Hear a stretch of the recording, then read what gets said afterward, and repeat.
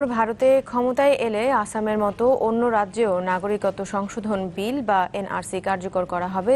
যত দ্রুত সম্ভব অযোধ্যায় তৈরি হবে রাম মন্দির, বাতিল করা হবে কাশ্মীরকে বিশেষ মর্যাদা আইনও।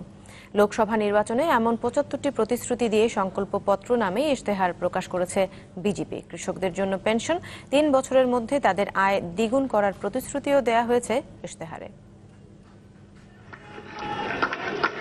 কংগ্রেসের ইশতেহার প্রকাশের ৪ দিন পর সংকল্পপত্র নামে ইশতেহার দিল মোদির দল।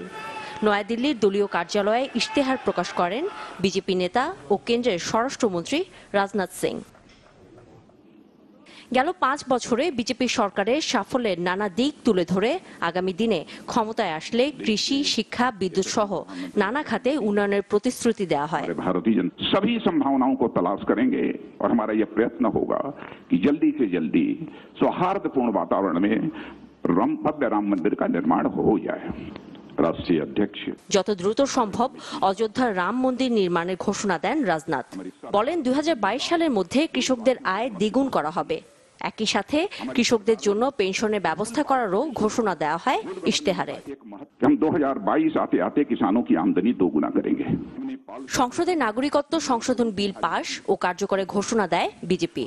সন্ত্রাসবাদের বিরুদ্ধে জিরো টলারেন্স ও অবৈধ অনুপ্রবেশকারীদের বিরুদ্ধে কঠোর ব্যবস্থা নেয়ার ঘোষণা আছে ইশতেহারে।